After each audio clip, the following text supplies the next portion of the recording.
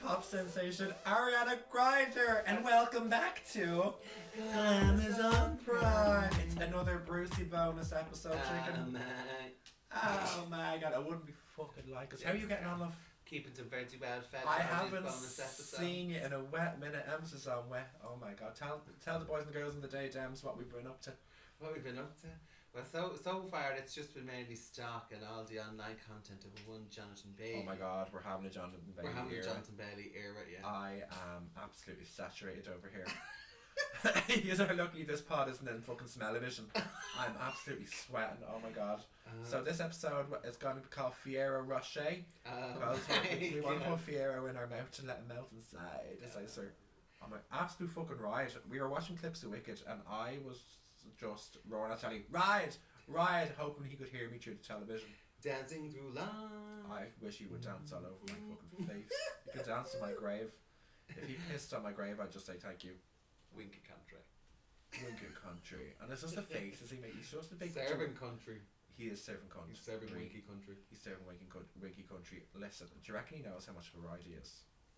He must, because everyone keeps telling him. Listen, he's not of this earth. But that's his own. Well, he's a winky country. He's a winky country. It's such a ride, and no one ever talks about how ridey a load of the dancers are and that as well. I fancy so many of those little shiz students. Which sounds awful, that sounds real pedo-y, but they're all in college, they're all college age, but there's one of them in particular, the little blondie one with the squishy face.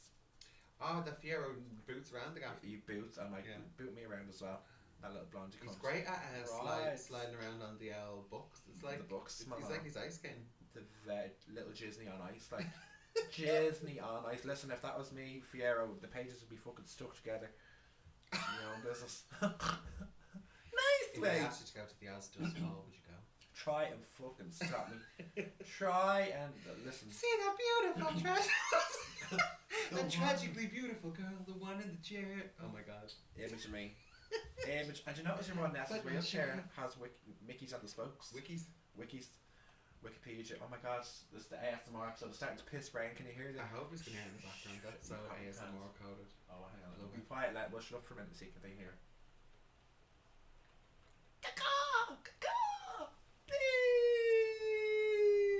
Goodness, no! That was very good. Well, in a different key. Listen, happy fucking Christmas, was it? I don't know, that sounded original enough to me. I'm happy enough that I'm still fucking dying.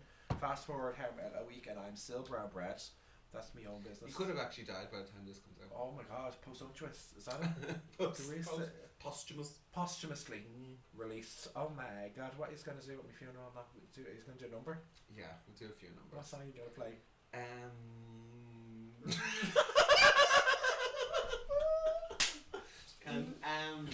What song would I do at your... Too good, wouldn't it? Do you believe she's really dead? No more the bitch is dead. Yeah, but change. Yeah, she's not back. She's not. Alright, brown bread.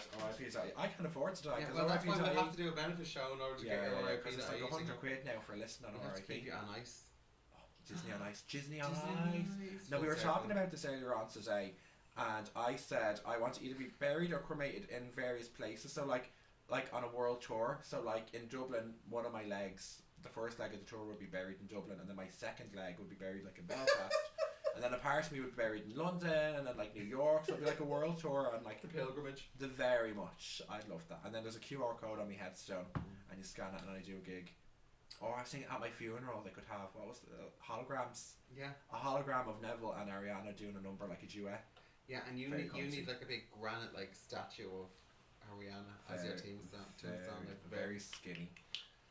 Very much. She's like, how is that statue even standing up? It's so skinny. Do you know what I mean? A blow over.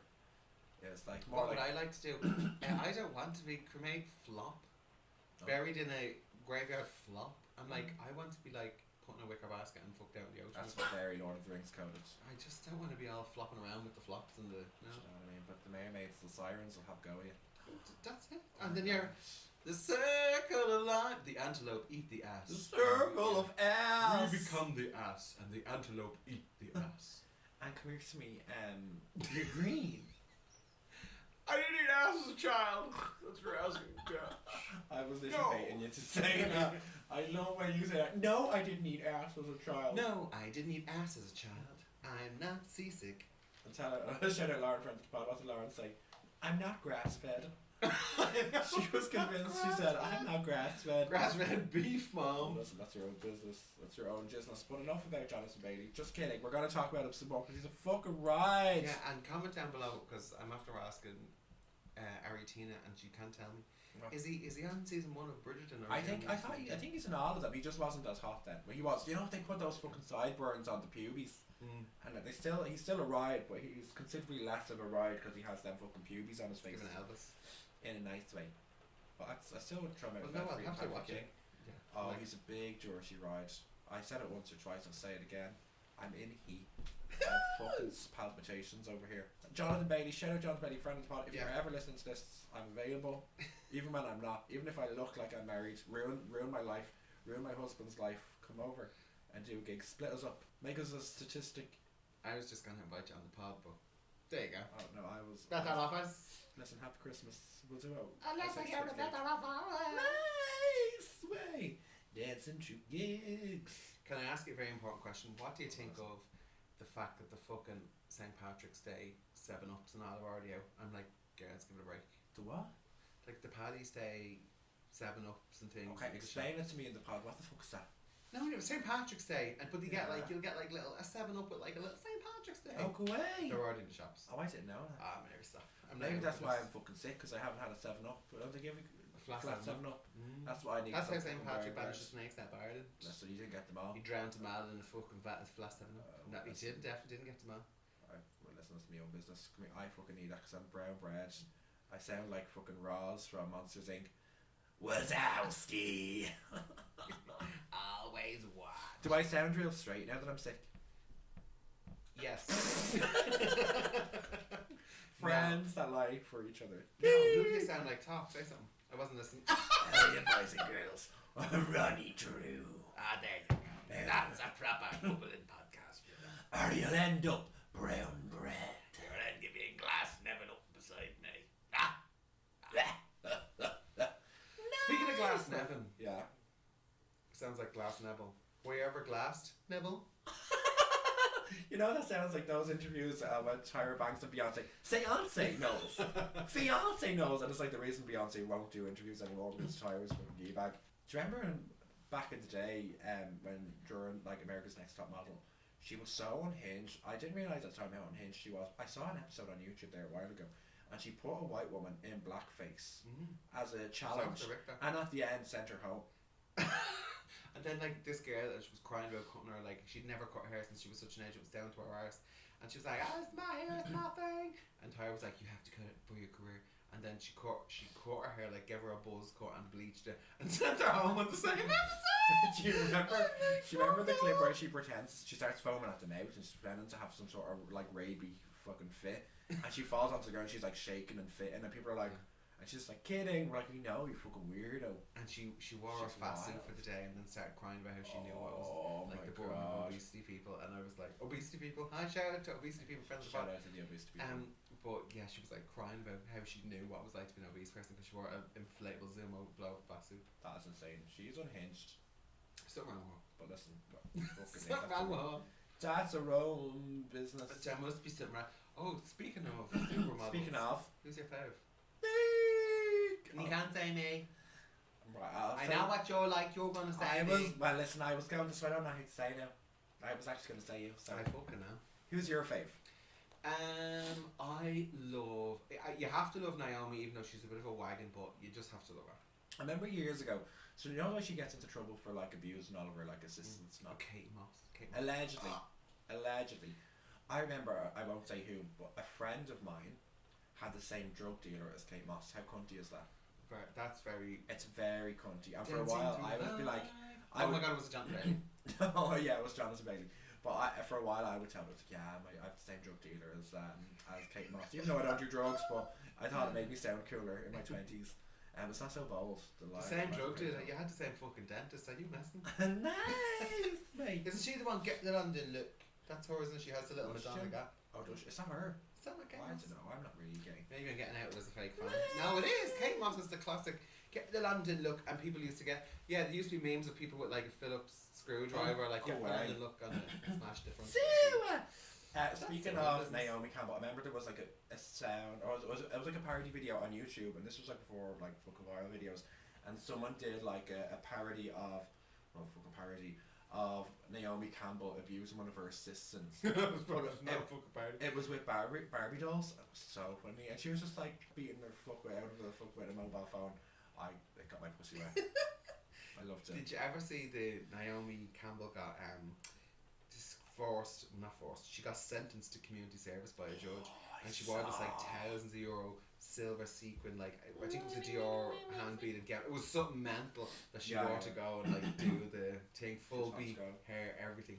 I'm like, great opportunity, great little fucking photo op. As you should. And listen, the publicity was on point.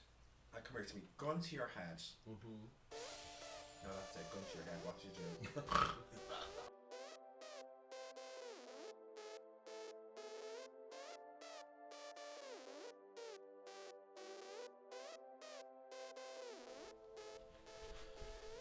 Come here to me, I have a little story to tell you, and I want your opinion on it, right? So a friend of mine, shout out friend of mine, friend of the pod, she went to the cinema for the sake of GDPR. I can't tell you that was Cineworld in Dublin, Parnell Street, whatever it is. But anyway, so she was going to pictures, and she took a little picture of the screen and put it on her story, tagged Cineworld. Then she got a reply from Cineworld being like, just a friendly reminder that this is piracy, and we would appreciate you not taking pictures of the screen in future and all this, just so you know. Oh my god. And she took a screenshot off their Instagram page and sent it to them, but it says, it basically says on their Instagram, share your Cineworld moments with us. I was like, but she was like, but you told me to share my Cineworld moments with you. It's not mad. So they endorse piracy. They endorse piracy. And then slap them on the wrist. I've ever heard of. That you have heard of me. But you know what I mean? I thought it was very interesting. But like, it goes to show, like, I hate when you go to the cinema, right? And people, like, I know people I've done it before, I take a picture of the screen and I tag whatever, or like on my story, because people can put everything on the internet now for some reason. But like, I hate when people go and take a picture of the screen or a video and they forget the flash. And the flash, and I'm like, and they're scared. I'm like, don't be fucking easy. Blinding you with the flash. Yeah, and you're like, for blinded by the light. I remember, obviously, like, I have this thing with the Little Mermaid live action. I was so excited to see it, and I remember when I finally got to go see it on the day it came out, after following the production for like 2 years online and stuff. And there was these kids filming the screen with the flash on and making TikToks and laughing and screaming. I said, I'm gonna go up and fucking reef that phone out and throw it away. I'm gonna do a Naomi Campbell and beat them up with the mobile phone. I said, I can't. And I can't go over and ask them to stop, because I didn't want to intimidate them as this big hairy man in the fucking Little Mermaid, and these are kids, whatever. So I literally was a rat. I was Rizzo the rat. I was Remy the rat. I went out the door and I said, I'm really sorry to do this. I don't normally complain.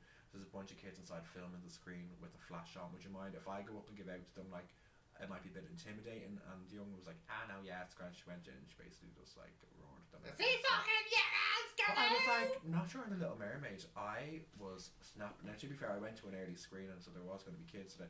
But I couldn't go to a later one because I was in Panty Bar that night, and I wanted to see Little Mermaid on the first day. I know, first world problems. But I was like, why? Just go home. Like, stay at home. Go somewhere else. Go smoke in the fields. Get fingered in a tent with a bag of cans for all I care. Like, don't be watching The Little Mermaid with a flash on. I don't ask for a lot in this life. Yeah.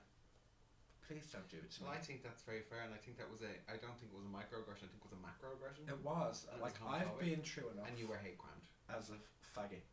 Yeah. In a hate crime date. Innately. But listen, that's their own business.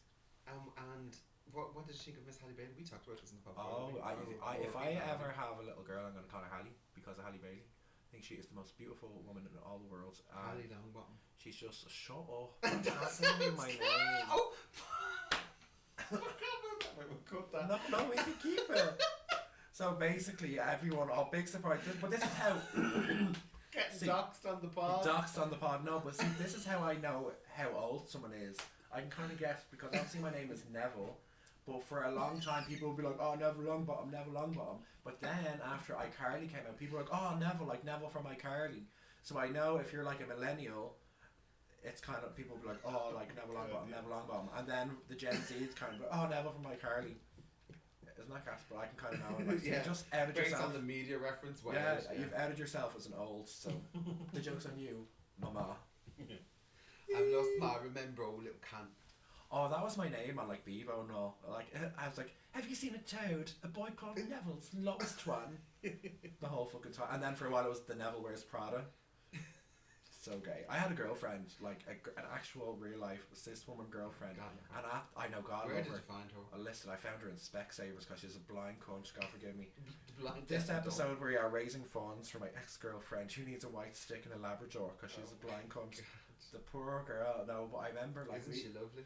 Isn't she lovely? Yeah, no, the blind cunt. But anyway, I remember we were in a relationship and she was my other half on Bebo, and my name was literally the Neville Wears Prada. Like, hello. We went on a date. She thought you were just as soft as I a boy. That's with his. I brought to see High School Musical 3 in the pictures, and I cried at the end. Like, it's funny when you find yourself sleeping with the gay man, eating ass, and she ate my ass, and she was the top. God bless us. Oh God! Oh, and happy 40th anniversary to EastEnders, to all the people who watch EastEnders, all 5 years. I could never watch the soaps. I always, you know what it is? When I was a kid, my mum and dad would always watch the soaps. I find them depressing. Thank you. If I want to be depressed, I watch the news. Nothing good ever happens. People get raped, murdered, abused. That like 60 frames too well lit. It freaks me out. I never enjoyed them. I never saw the appeal. But listen, that's your own business.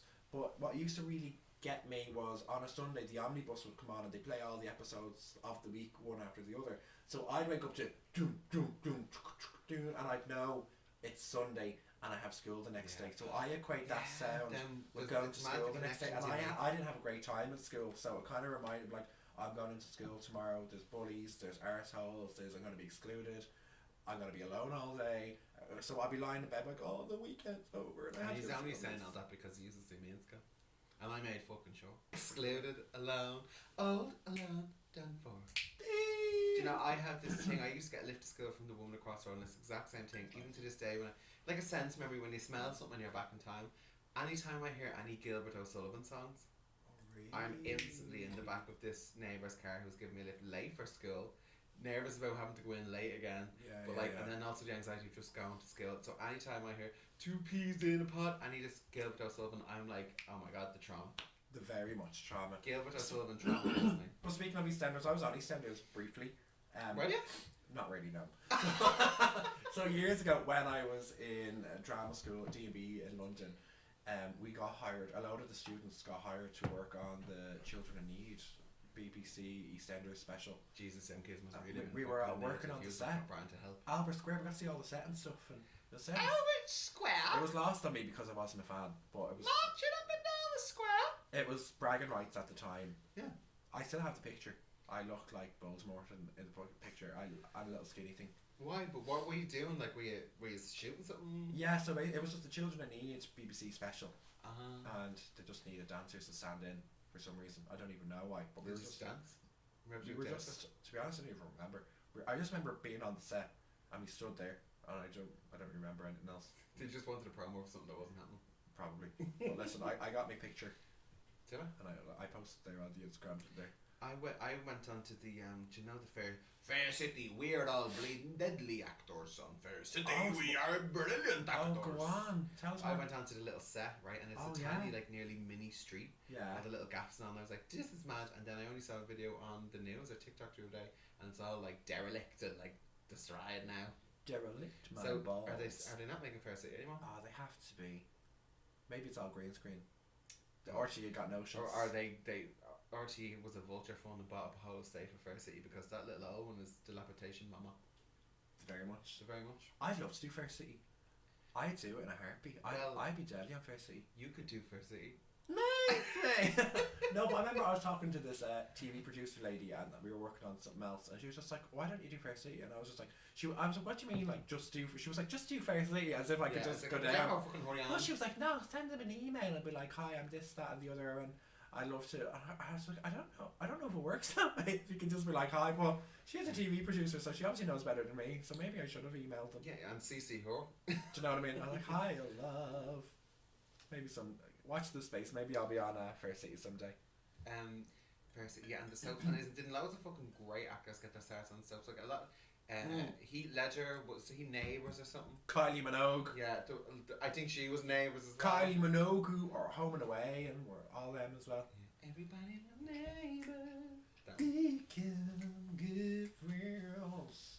Can we talk about Heath Ledger for a minute? Oh Jesus! And he was a big Jersey Ride as well. Only the good Zion. Only the good Zion.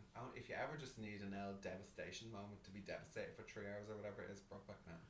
Can I say something for you on the pause? I've never seen it. I know. I've no voice, so I can't do that. I know, I've never seen it, but I know. I tell you what, if you want a feel good gay movie, watch the first hour and a half and turn it off. Okay.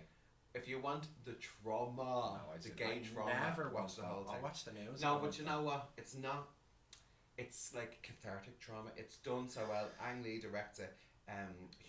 Hugo Santolaya does the soundtrack, right? Gustavo Santolaya, and it's Ang Lee, and it's Heath Ledger, and Jake Gyllenhaal. Oh my god! And it's so you can good. spoil it. Brown bread at the judge at the end. No. Oh really? You need to just watch it. I'm not doing that. No, it's good. We should do a Queens we like to watch. Oh yeah. But on the Patreon. There's a play on the West End now. And Stop. I didn't want to go, and then I saw a picture of the actress in her big dirty rides, and I regretted not going. That's my trauma. The whole thing is based off a poem. Oh no, not a poem, a short story. Just actual original stories, only like a few pages long. It's like a short story written by just one. And come here to me. We've never talked about this in the podcast. We're never talking about this in a nice way. But Jonathan Bailey is big dirty rides. Okay, let's. Fiyero, okay, Roche. I want a 2026 remake of Brokeback Mountain featuring Jonathan Bailey and me.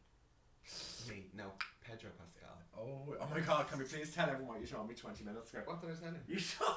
What did you tell me? You told me that you want to go to a Pedro Pascal lookalike competition, not to compete, just to cruise.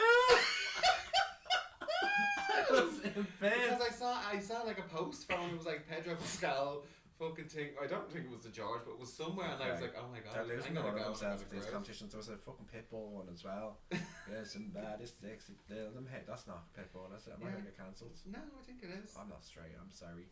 I don't know Pitbull. It's a bit out of our... Phil Mitchell. It's out of my expertise. Sorry.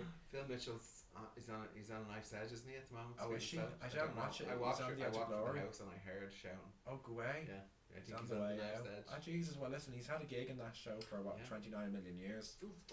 Talk about job security. Now the square. I will say that about the soaps. Like when they get them in, like they have them in for fucking years. She bread as well. Did the actress die or did just the character die? I don't know. She brown breads. I don't know. Doc Cotton. Do you know what else? What fucking else? What now? That was a really good noise.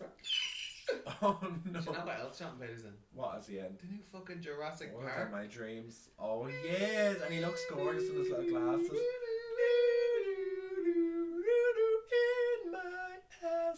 my ass. I didn't think I was going to get that. No, I'm so sick, girls. But yeah, I can't wait to see him in that. He's a fucking ride. I've seen the stills, and my heartbeat is not still. You're not still. I'm still fucking waiting for the thing to come. That's your own business. Come here, wait to see me. I'll rock up to the bleeding premiere, dressed as a fucking T-Rex with a fucking harness on. I go in me nearest. Are you joking? I'd be like, I'm not getting loose, John. Catch me. Listen, that's your own Catch business. me if you can. I'll be doing the cough and drop. The cough and fucking drop with Jonathan Bailey. That's my own business. Fiyero Roche. Fiyero Roche. And on that note, thank you. My name is Ariana Grindr. And I am Queen Autumn Moon. And this has been another bonus episode of Glamazon Prime. We'll see you every Wednesday and Friday. Goodbye. Night.